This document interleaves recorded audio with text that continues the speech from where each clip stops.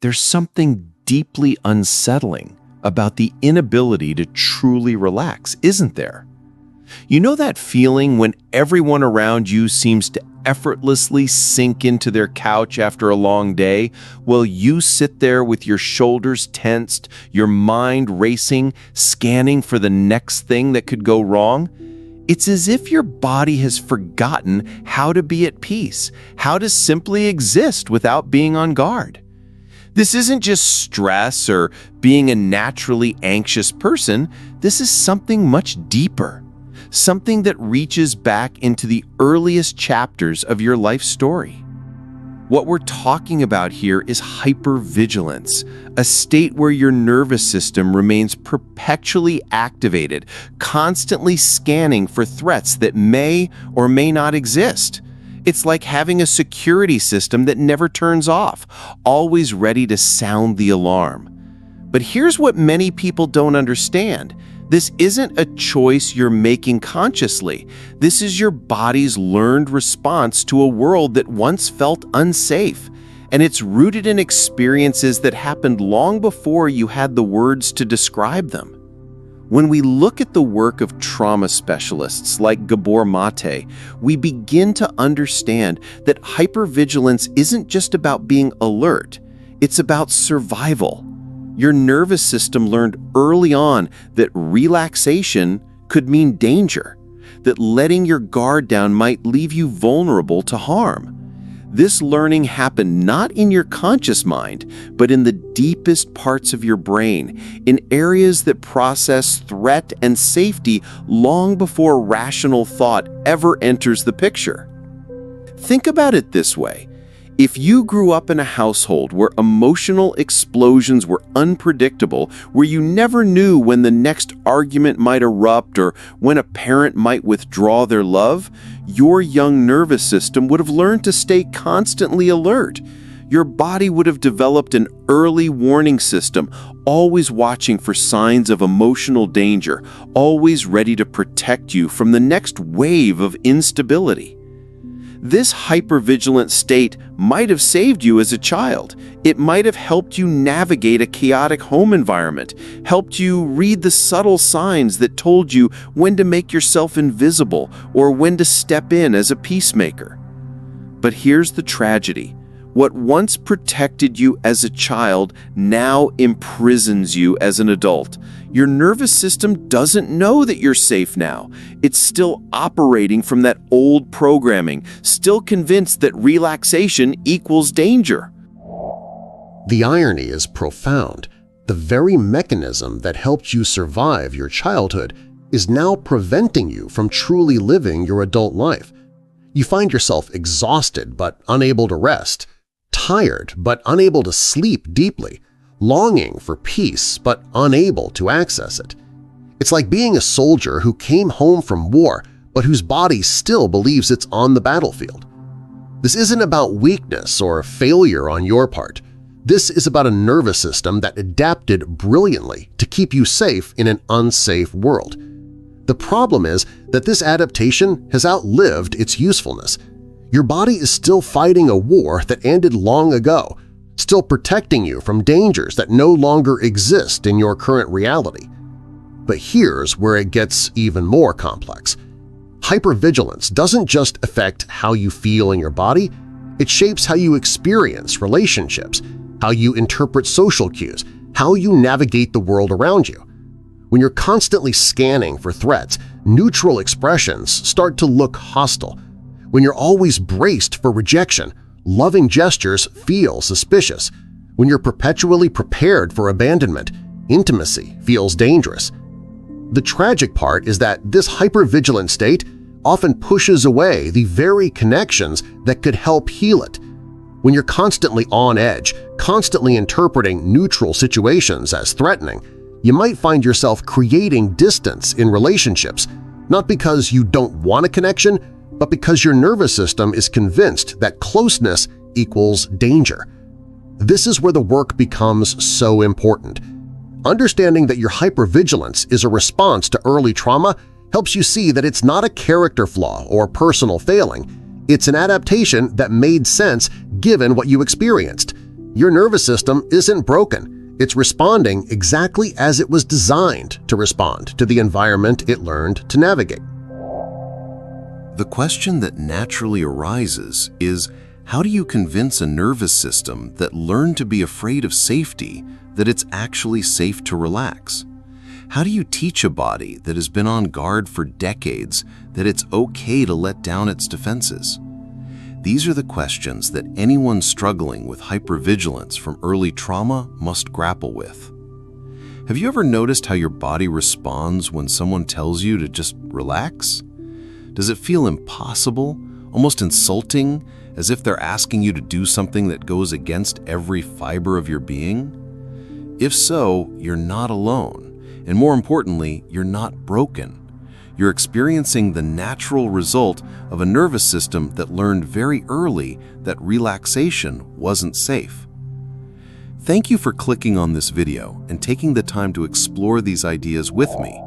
You're here at Not What It Seems, where we dive deep into the hidden patterns that shape our daily experience. This is a space where we explore the not-so-obvious connections between our past and present, and I'm grateful you've chosen to spend this time reflecting on these important topics. Now, back to this question of hypervigilance and early trauma. One of the most profound insights from trauma research is that the body keeps the score, as researcher Bessel van der Kolk puts it.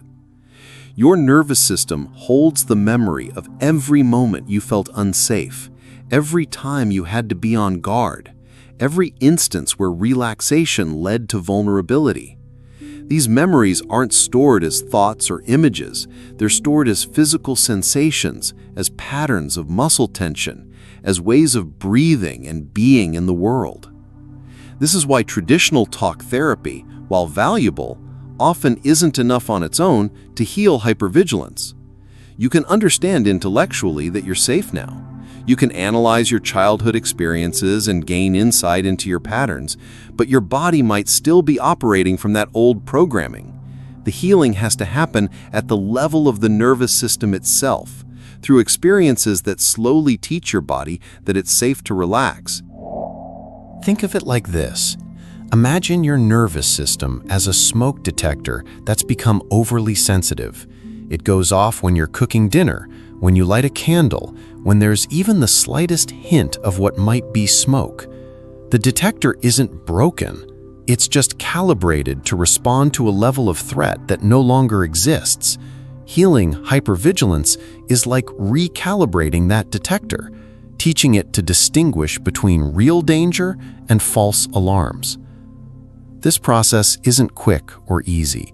Your nervous system didn't learn to be hypervigilant overnight, and it won't unlearn it overnight either. But here's the hopeful truth. The same neuroplasticity that allowed your brain to adapt to an unsafe environment as a child can allow it to adapt to safety as an adult. Your nervous system can learn new patterns, can develop new responses, can slowly begin to trust that relaxation is possible. The journey toward healing hypervigilance often involves what might seem like paradoxes. You might need to become more aware of your body's tension before you can learn to release it. You might need to understand your triggers before you can learn to respond to them differently. You might need to feel your feelings more deeply before you can find peace with them. One of the most important realizations is that hypervigilance isn't just about being alert to external threats. It's often about being constantly vigilant about your own internal experience. You might find yourself monitoring your emotions, your thoughts, your physical sensations, always trying to stay one step ahead of your own feelings. This internal hypervigilance can be just as exhausting as scanning the external environment for danger. The healing journey often involves learning to befriend your own nervous system, to develop a compassionate relationship with the part of you that has been working so hard to keep you safe. Instead of fighting against your hypervigilance or trying to force yourself to relax, you learn to acknowledge it, to thank it for its years of service, and to gently guide it toward new ways of being. This is where practices like mindfulness, somatic therapy, and nervous system regulation become so valuable. These approaches work directly with the body's wisdom, helping to slowly retrain your nervous system's responses. They teach you how to notice when you're becoming hypervigilant, how to ground yourself in the present moment, and how to access states of calm and safety. But perhaps most importantly, healing hypervigilance often involves learning to tolerate small amounts of relaxation, building your capacity for peace gradually. It's like strengthening a muscle that has been out of use for years. You start small, maybe just noticing your breath for a few moments, maybe allowing your shoulders to drop just slightly, maybe permitting yourself to feel safe for just a few seconds at a time. The process is often 2 steps forward, 1 step back. You might have moments where you feel genuinely relaxed, only to have your nervous system snap back into hypervigilance at the first sign of stress. This isn't failure, this is normal. Your nervous system is learning a new way of being, and like any learning process, it takes time and patience. What's particularly beautiful about this healing journey is that as you learn to regulate your own nervous system, you often become more skilled at creating safety for others. Your increased awareness of nervous system states, your hard-won ability to stay calm in the face of stress, your deep understanding of what it means to feel unsafe, all of these become gifts that you can offer to the world. The ultimate goal isn't to eliminate all vigilance. Some level of awareness and alertness is healthy and necessary. The goal is to develop what we might call flexible vigilance, the ability to ramp up your alertness when there's genuine danger and to dial it back down when you're safe. It's about learning to trust your own assessment of safety and danger rather than living in a constant state of high alert. As we near the end of our time together, I want to leave you with this reflection. Your hypervigilance is not your enemy. It's a part of you that has been working tirelessly to keep you safe, often at great personal cost. The journey toward healing isn't about destroying this part of yourself. It's about thanking it for its service and gently guiding it toward new ways of protecting you that don't require constant vigilance. The path forward involves developing a new relationship with safety itself. For someone who has lived with hypervigilance for years or decades, safety can actually feel dangerous. It can feel like letting your guard down in a way that leaves you vulnerable. Learning to trust safety, to believe that you deserve to feel peaceful and relaxed, is often one of the most challenging but rewarding aspects of the healing journey. Remember that healing is not a destination, but a process. There will be days when your hypervigilance feels overwhelming, when relaxation feels impossible, when the weight of your past feels too heavy to bear. This is all part of the journey. Be patient with yourself. Be gentle with the part of you that learned to be so vigilant.